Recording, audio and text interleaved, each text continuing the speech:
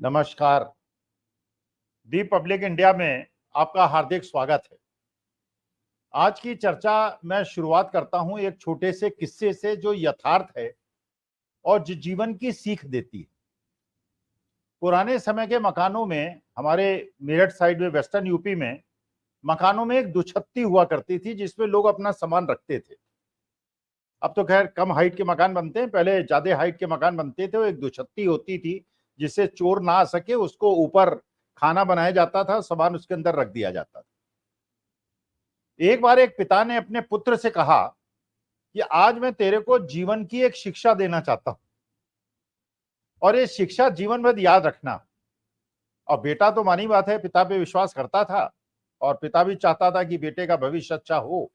बेटे को उसने दुछत्ती पे चढ़ा दिया और बेटे से कहा तू दुछत्ती से कूद, मैं तेरे को पकड़ लूंगा।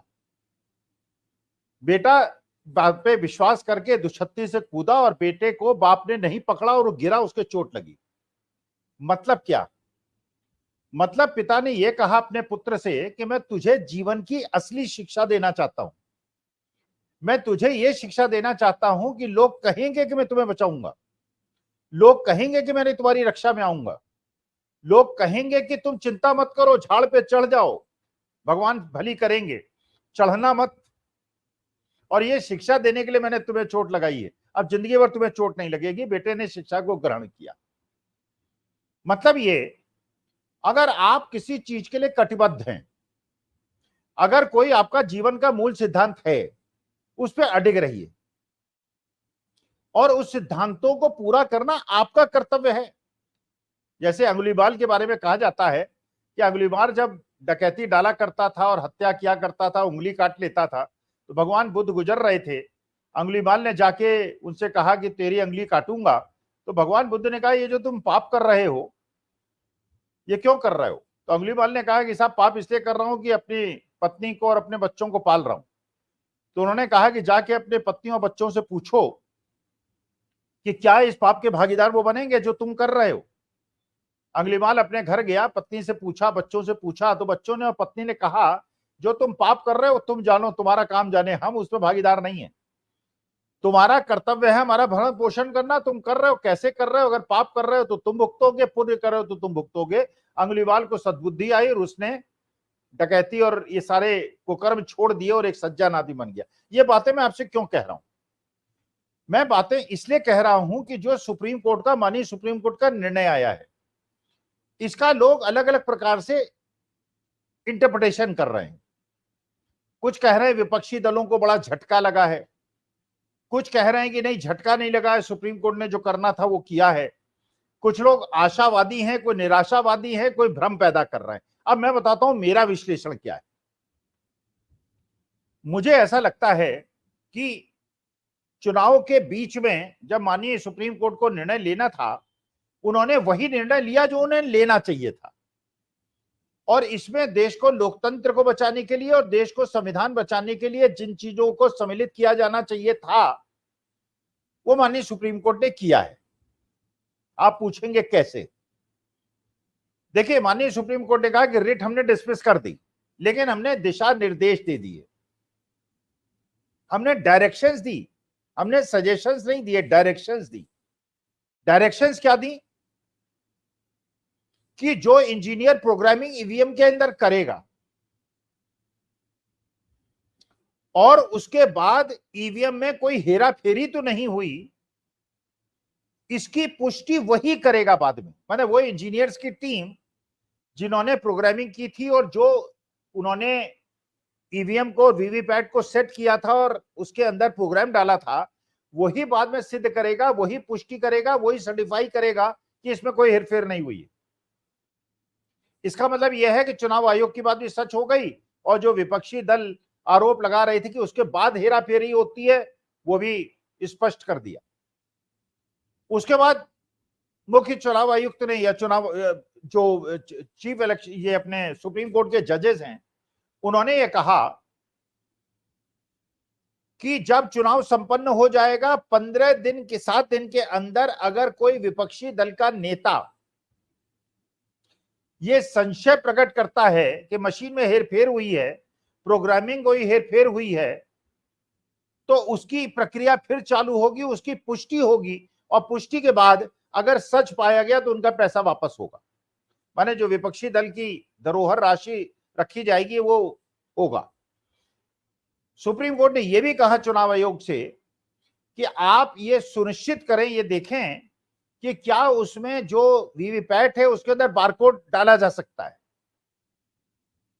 अब चुनाव आयोग करेगा या नहीं करेगा मुझे नहीं पता, ज्यादातर आशा है कि नहीं करेगा, क्योंकि चुनाव आयोग एक सहयोगी संस्था है एक सत्ताधारी दल की, और जो देश के लोकतंत्र संविधान को बचाने की उसे कोशिश करनी चाहिए वो नहीं कर रही है। लेकिन माननीय सुप्रीम कोर्ट ने चुनाव आयोग को एक घेरे में बांध दिया है। अगर बेईमानी हुई हमारी निगरानी में उसकी तहकीकात होगी और उस तहकीकात में कोई गलत काम पाया गया तो वही स्थिति होगी जो चंडीगढ़ के मसीह साहब की हो रही है, जो गलत विज्ञापन करके बाबा रामदेव की हो रही है, जब उन्होंने कहा था मैं कोविड को ठीक कर दूंगा। इसका मतलब यह है जनता को गुमराह करना, जनता के जो अपेक्षाएं हैं उसमें खरे न उतरना, और केवल चुनाव आयोग को नहीं बांधा सुप्रीम कोर्ट ने।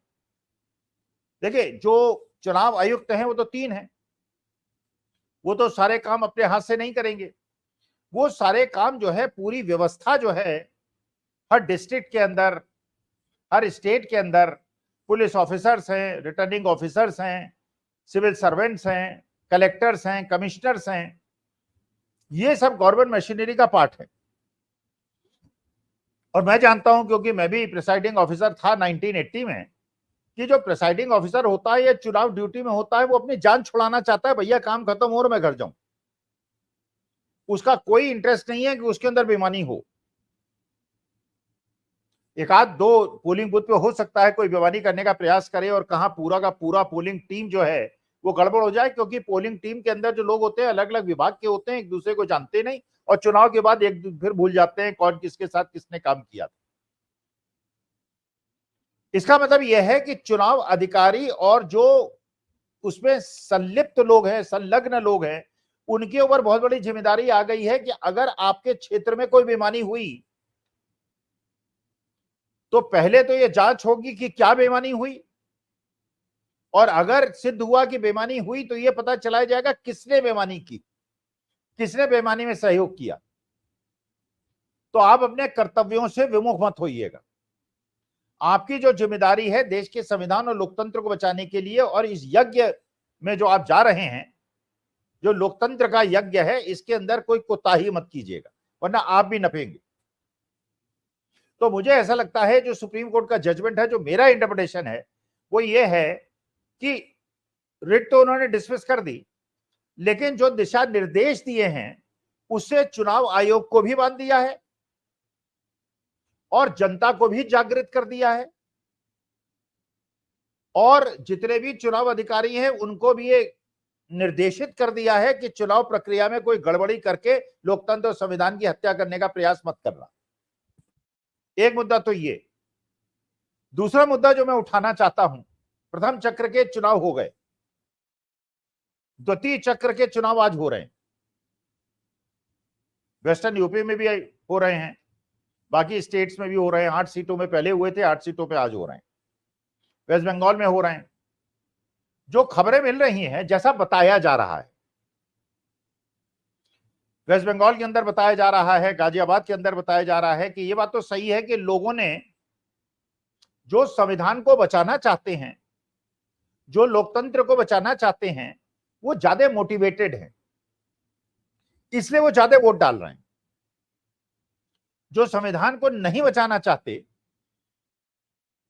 जो लोकतंत्र को खत्म करना चाहते हैं, वो हतोत्साहित हैं, इसलिए वो पोलिंग बूथ पे नहीं जा रहे। लेकिन इसके बावजूद एक खबर मिल रही है कि गाजियाबाद के अंदर, वेस्ट बंगाल के अंदर कुछ पोलिंग बूथ पर ईवीएम खराब हो गई हैं, वीवीपैट खराब हो गए हैं, और ज्यादातर वहां खराब हुए हैं जहां पे अल्पसंख्यक समुदाय के लोग रहते हैं। इसका मतलब यह है कि सत्ता पक्ष या चुनाव अधिकारी ये सोच रहे हैं कि इस देश के संविधान को बचाना, इस देश के लोकतंत्र को बचाना केवल अल्पसंख्यकों की जिम्मेदारी है, और वो ये समझ रहे हैं कि अल्पसंख्यक हैं वो अलग हैं, उनकी मनोभावना अलग है, और हम बहुसंख्यक अलग हैं। मतलब वो ये मानते हैं कि मुसलमान वोट देगा अपोजिशन को और हिंदू वोट देगा सत्ता पक्ष को। ये उनकी गलतफहमी है। जैसे मैंने पहले किस्सा सुनाया था पिता पुत्र का, कि पिता ने पुत्र को नहीं पकड़ा, उसके चोट लगी। तो अगर देश के लोकतंत्र और संविधान को बचाना है तो ये मेरा और आपका कर्तव्य है। हम केवल ये अपेक्षा नहीं कर सकते कि माननीय सुप्रीम कोर्ट ऐसा करे, चुनाव आयोग ऐसा करे, डिस्ट्रिक्ट कलेक्टर ऐसा करे। ये चंद्रशेखर आजाद और भगत सिंह ने और अशफाकुल्लाह खान ने और सुभाष चंद्र बोस ने नहीं सोचा था। जब उन्हें लगा था कि महात्मा गांधी का जो अहिंसात्मक आंदोलन है वो सही दिशा में नहीं है और देश को स्वतंत्रता अहिंसात्मक रूप से नहीं मिल सकती है, तो उन्होंने पैरेलल लीग स्थापित की थी। सुभाष चंद्र बोस ने इंडियन नेशनल आर्मी खड़ी कर दी थी, चंद्रशेखर आजाद ने, भगत सिंह ने, उसके पहले लाला लाजपत राय ने, बाल गंगाधर तिलक ने, उन्होंने एक उग्र गुट बनाया था कांग्रेस के अंदर। एक नम्र गुट था, एक उग्र गुट था, और क्रांतिकारी भी कुछ, लेकिन कोशिश सब कर रहे थे। सवाल यह है कि आप कैसे कोशिश करते हैं। मेरी कोशिश और आपकी कोशिश की प्रक्रिया अलग हो सकती है, लेकिन हमारा मकसद एक है। हमारा देश का मकसद यह है कि देश में लोकतंत्र रहना चाहिए, देश के अंदर संविधान रहना चाहिए, देश के अंदर जो नफरत का माहौल है वो नहीं रहना चाहिए, देश के अंदर समभाव और सद्भाव हमारी सदियों की परंपरा है उसको सुनिश्चित करना चाहिए। तो ये मेरी आपकी जिम्मेदारी है। अगर बाद में हम दोष देंगे कि सुप्रीम कोर्ट ने ऐसा नहीं किया, चुनाव आयोग ने ऐसा नहीं किया, विपक्षी दलों को ऐसा करना चाहिए था, कांग्रेस को ऐसा करना चाहिए था, राहुल गांधी को ऐसा करना चाहिए था, तो मैं इससे सहमत नहीं। मेरे देश के प्रति क्या जिम्मेदारी है, देश ने आज तक मुझे जो दिया है उसके मैं कैसे वापस कर रहा हूं देश को। क्या यह मेरा कर्तव्य नहीं होता है बिना चिंता किए हुए कि अपोजिशन क्या कर रहा है? क्या यह मेरा कर्तव्य नहीं है कि मैं वो सब कुछ करूं जो मुझे अपने देश के प्रति करना चाहिए? और मुझे क्या करना चाहिए? मुझे सुबह 7 बजे जाके लाइन पे खड़े हो जाना चाहिए, चाहे वहां लंबी लाइन 100 मीटर की हो, उसके पीछे खड़ा हो जाना चाहिए, चाहे मुझे 4 घंटे लगे, मुझे वोट देना चाहिए, और जब तक वोट न दूं तब तक वापस नहीं आना चाहिए। और जितने लोग ऐसे हैं जो देश और के लोकतंत्र और संविधान को बचाना चाहते हैं, उनको भी प्रेरित करना चाहिए, वोट देने जरूर जाएं, क्योंकि ये जो चुनाव 2024 का है, जो प्रथम चरण में पता चला कि जनता जागृत हो गई है और जनता में हिंदू मुसलमान वाला भेद खत्म हो गया है, जो पहले 2014 और 2019 में हुआ करता था और पोलराइजेशन हुआ करता था, वो इस बार पोलराइजेशन नहीं है। जितने ज्यादा व्यग्र हैं अल्पसंख्यक सिख समाज या मुस्लिम समाज इस बात से कि देश का संविधान खत्म हो जाएगा तो हमारी सारे जो अधिकार हैं वो खत्म हो जाएंगे, हमारे संवैधानिक अधिकार खत्म हो जाएंगे, उतना ही ज्यादा व्यग्र हिंदू समाज भी है। और हिंदू समाज के अलग अलग श्रेणियां भी हैं,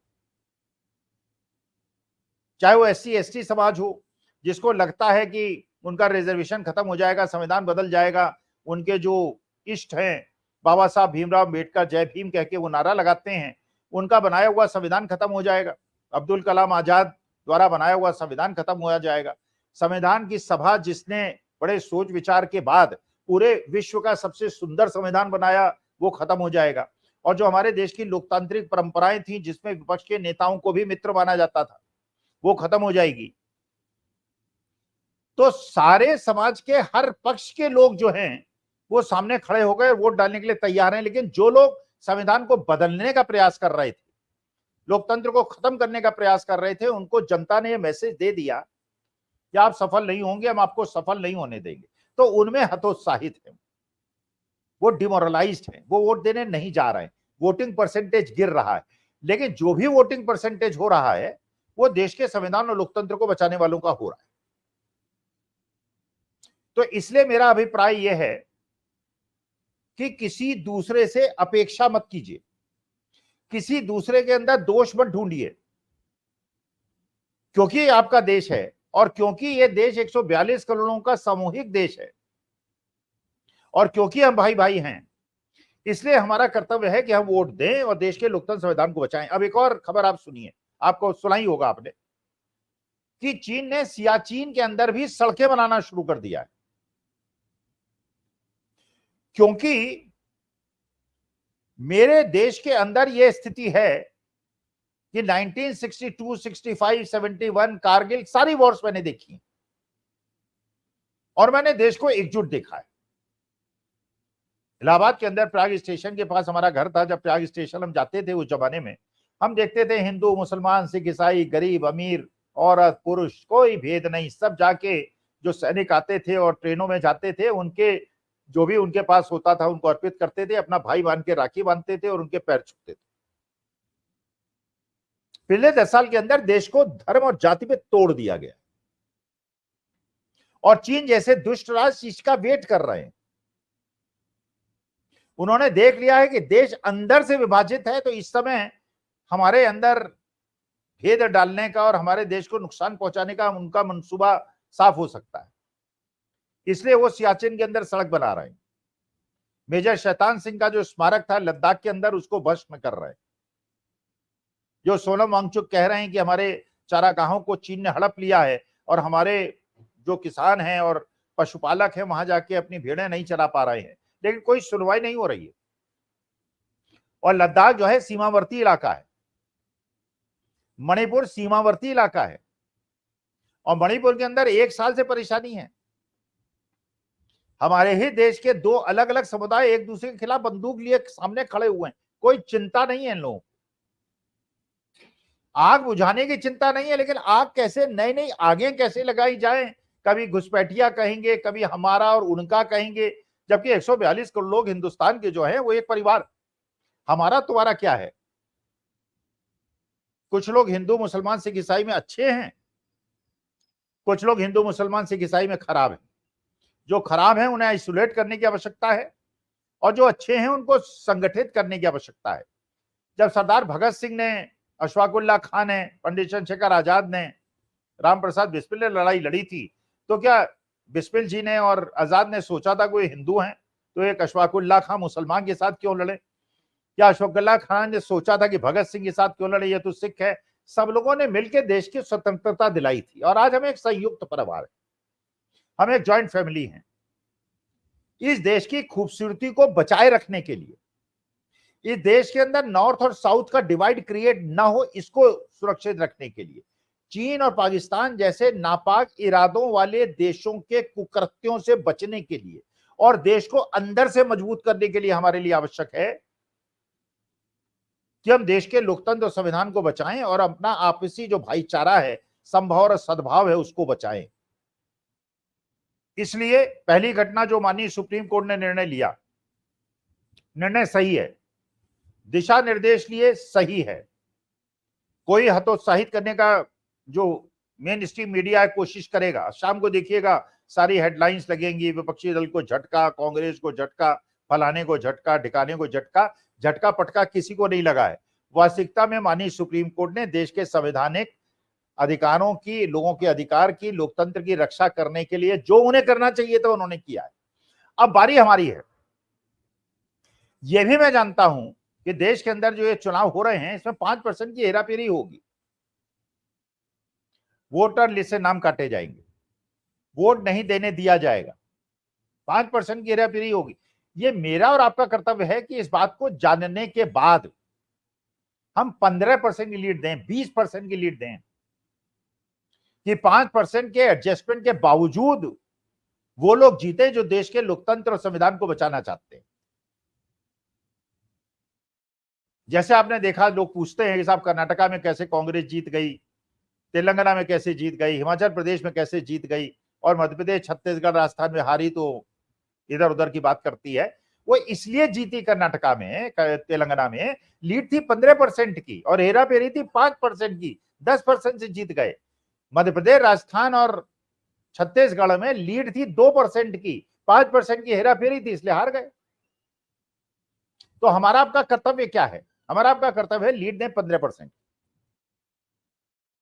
जो अभी तक सूचनाएं मिली हैं, अलग अलग स्रोतों से मिली हैं, जो फोन से मिली हैं, उसमें यही लग रहा है कि द्वितीय फेज के अंदर भी बिल्कुल चुनाव वैसा ही हो रहा है